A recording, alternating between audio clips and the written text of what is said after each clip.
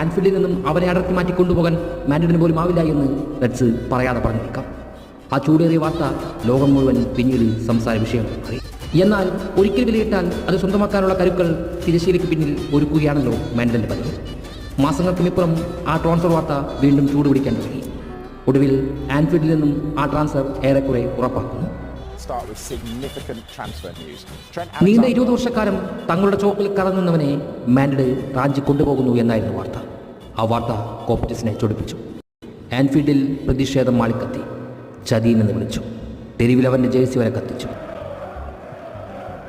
ഇതെല്ലാം നടക്കുമ്പോൾ അപ്പുറത്ത് ആൻഫീൽഡിൽ നിന്നും അവൻ്റെ വരെയുള്ള ആഘോഷങ്ങൾക്ക് ഒരുക്കം കൂട്ടുകയായിരുന്നു.